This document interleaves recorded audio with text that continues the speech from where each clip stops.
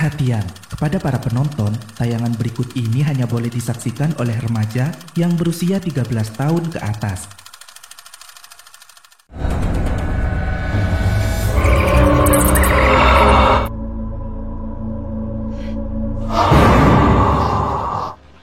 Halo sahabat RTVCMD pecinta movie. Hari ini kita mau meringkat film horor Indonesia lagi nih guys, yang berjudul Tali Pocong Rawanpe kedua. Jadi pastikan kalian nonton dulu yang pertama ya guys, dengan mengklik link yang muncul di pojok kanan atas ini. Film ini disutradarai oleh Volkan Maida dan dirilis pada tahun 2012. Bisa kalian tonton di klik film, linknya ada di deskripsi. Ceritanya gak jauh beda guys dari yang pertama, yaitu seseorang yang gak jelek sih sebenarnya, cuman kurang percaya dan merawat diri aja sih, sampai nekat mengambil tali pocong agar auranya terpancar. Kalau yang pertama kan cowok tuh yang melakukan, nah yang kedua ini cewek guys, jadi pasti semakin seru lah. Oke, biar gak lama-lama lagi, langsung aja yuk kita mulai.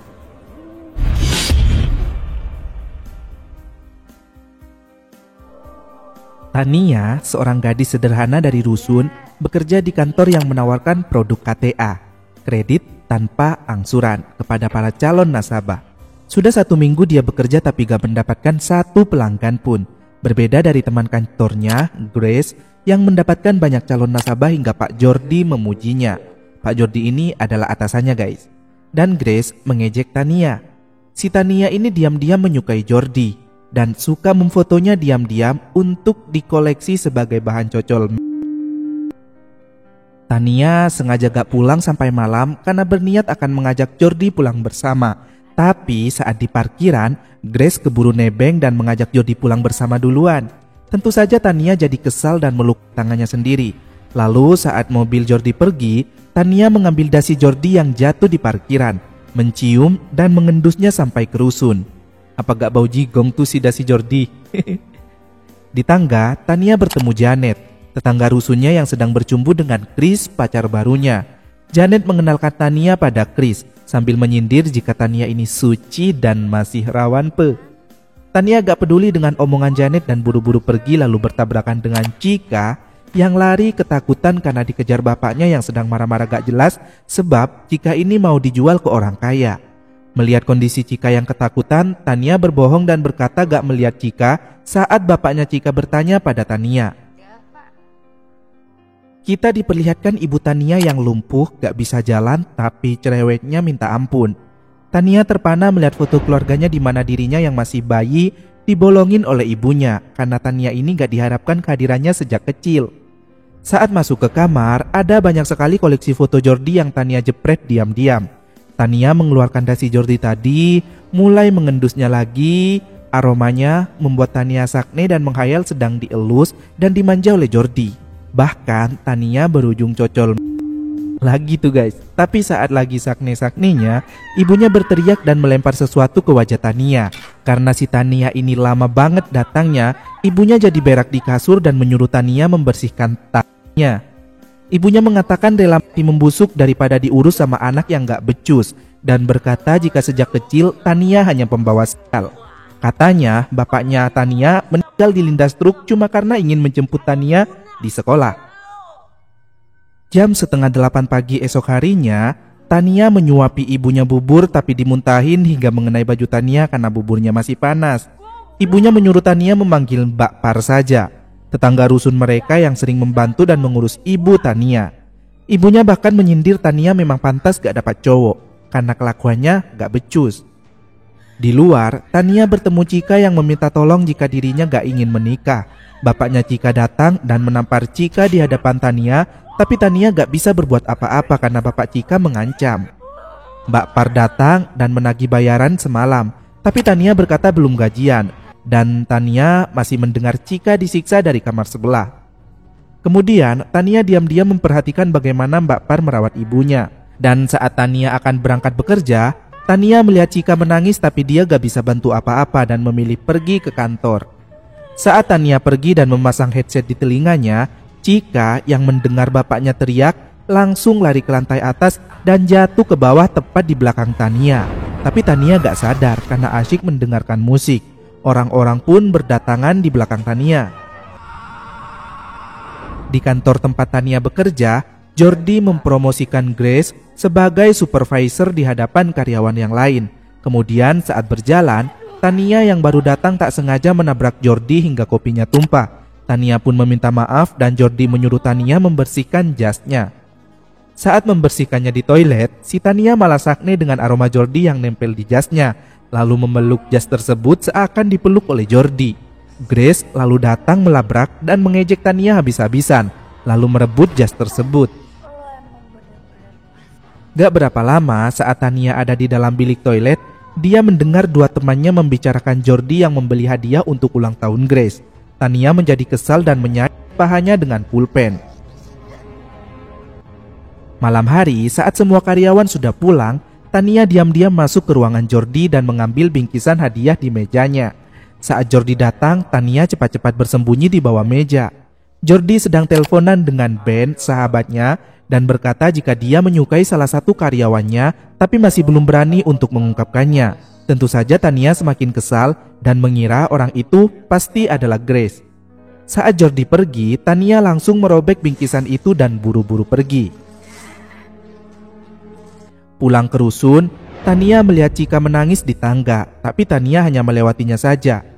Karena gak tega, Tania lalu kembali dan mencoba bertanya. Kemudian mengajak Chika pulang, tapi Chika tiba-tiba mengeluarkan saus dan menghilang begitu saja. Tania yang ketakutan buru-buru naik dan masuk ke dalam rumahnya. Mbak Par datang dan menegur Tania. Tania pun lalu memberikan upah pada Mbak Par. Dan Mbak Par berkata jika ibu Tania baru bisa tidur karena tadi sangat ramai di bawah. Mulai dari polisi, ambulan, wartawan, dan orang-orang yang berkerumunan. Karena Chika ditemukan melompat dari lantai atas rusun. Tentu saja Tania terkejut karena itu artinya yang di tangga tadi bukanlah Chika, melainkan arwahnya. Benar saja, saat Tania memeriksa lagi, gak ada siapa-siapa di tangga tadi. Janet lalu mengagetkan Tania dan membenarkan jika Chika sudah metong karena buntu. Janet memberitahu Tania jika punya masalah jangan dipendam, melainkan berbagi cerita karena Janet gak mau nasib Tania seperti Chika. Esok harinya di kantor, semua orang menatap Tania dan Tania kaget saat melihat ke layar monitor komputernya yang menampilkan gambar Pak Jordi karena Tania lupa menutupnya saat pulang bekerja.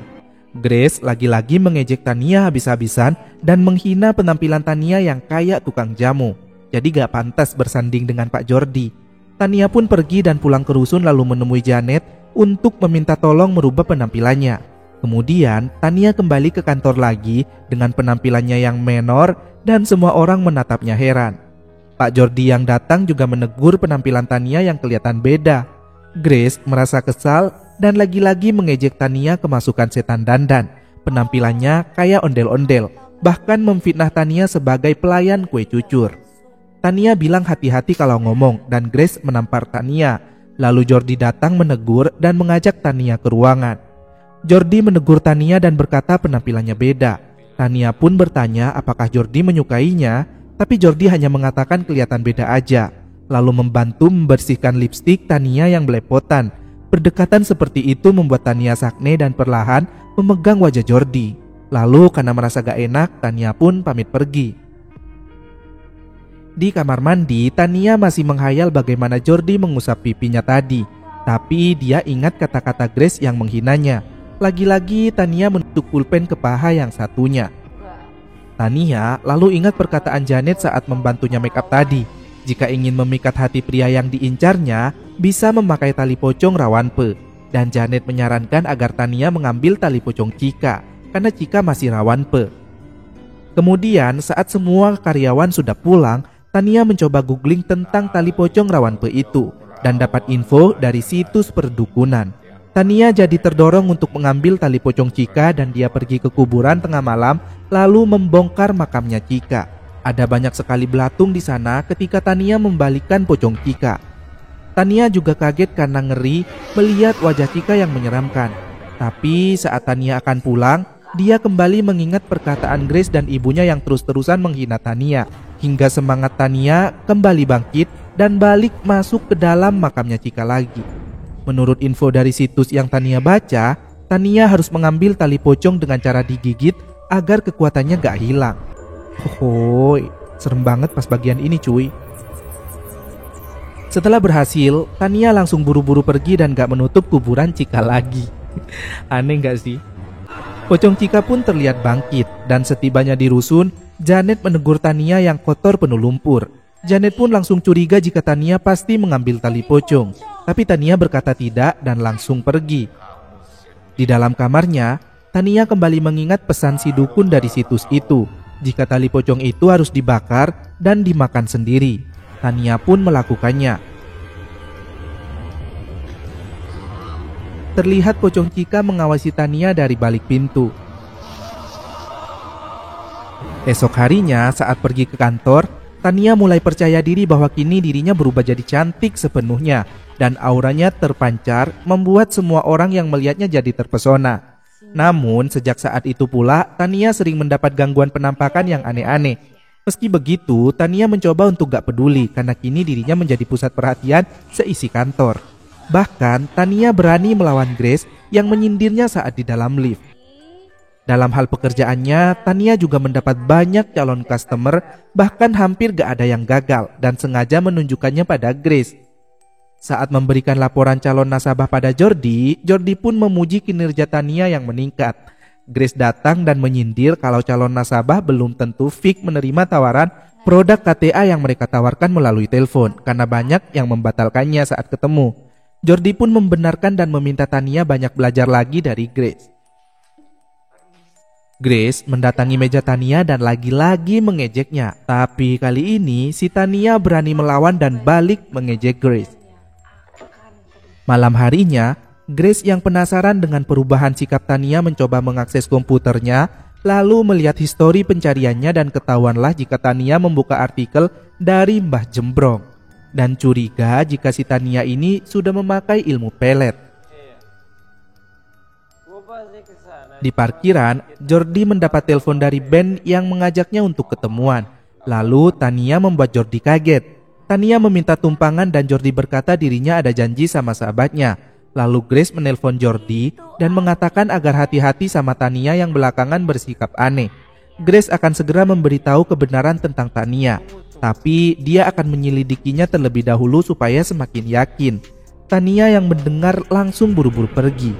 Dan setibanya di rusun, saat menaiki tangga, Tania melihat Mbak Par bertingkah aneh, bahkan menyerang si Tania sambil mengatakan agar Tania mengembalikan tali pocongnya.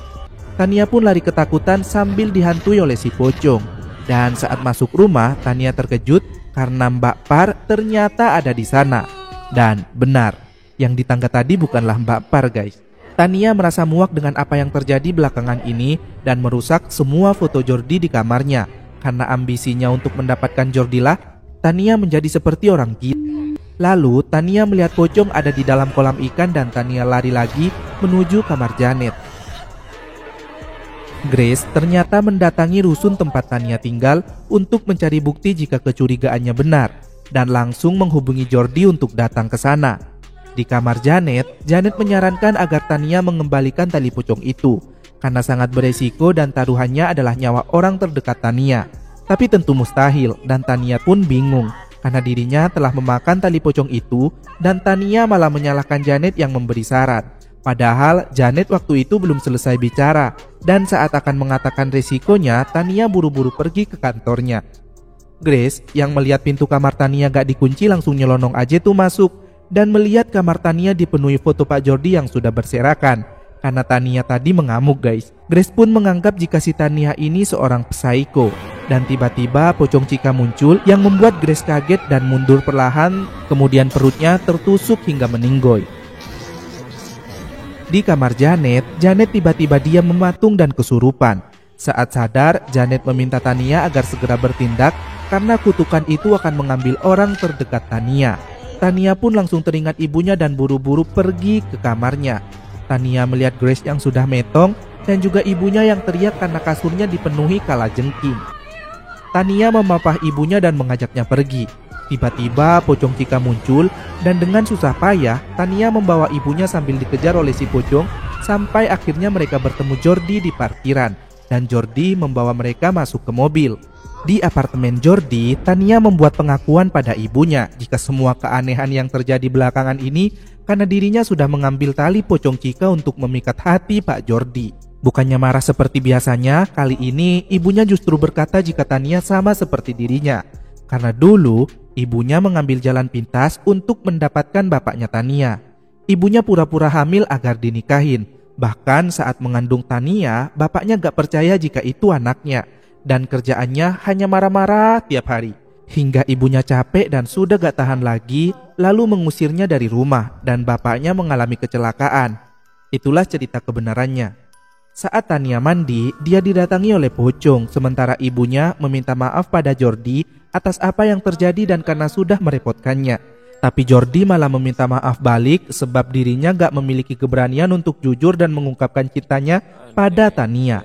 Seandainya mengatakan sejak awal, pasti semua ini gak akan terjadi. Jordi mengaku jika dirinya sudah suka sama Tania sejak awal, tapi dia terlalu takut untuk mengatakannya. Tania yang diam-diam mendengarnya jadi senang. Kemudian saat akan membuat minum di dapur, Tania mendengar teriakan dan keran air mengeluarkan saus. Tania sangat ketakutan dan Jordi datang memeluknya. Lalu ibunya teriak memanggil Tania dan hilang dari kamar. Tania heran karena ibunya gak bisa jalan. Lalu ibunya yang kesurupan muncul dengan pisau dan akan menyerangnya sendiri. Tania pun panik dan Jordi mencoba menghentikannya. Lalu ibunya balik menyerang dan hendak menyerang Jordi. Tania yang panik dan gak tahu harus bagaimana, nekat meminta Cika agar mengambil sendiri tali pocongnya. Tania mengangah dan ibunya yang kesurupan datang perlahan mendekat, mengorek dan memasukkan tangannya ke mulut Tania untuk mengambil tali pocong itu. Setelah selesai, ibunya jatuh terkulai di lantai dan meminta Tania menyelesaikan semuanya, yaitu mengembalikan tali pocong itu ke asalnya. Tania pun segera pergi ke kuburan dan ibunya meminta Jordi untuk mengejar Tania. Setibanya di kuburan Cika, Tania buru-buru mengikatkan tali pocong itu dan meminta maaf. Tapi saat akan naik ke atas, tanahnya tiba-tiba bergemuruh dan akan menutup sendiri. Beruntung, Jordi segera datang dan menyelamatkannya. Ya, begitulah guys, film Indonesia memang suka di luar nurul ya kan. Jordi pun memeluk Tania lalu mereka pergi. Dan sekarang mereka sudah resmi jadian. Beberapa hari kemudian saat di kantor, Jordi mengajak Tania makan bareng setelah bekerja. Lalu saat menghubungi customer, tiba-tiba terdengar suara Grace yang meminta kembalikan tali pocong saya. Dan tamat.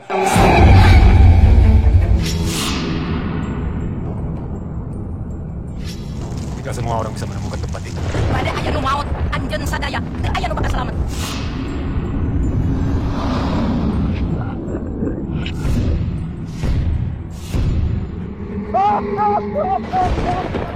Apa saya? Dia bilang bakal ada yang mati kah? Sinting.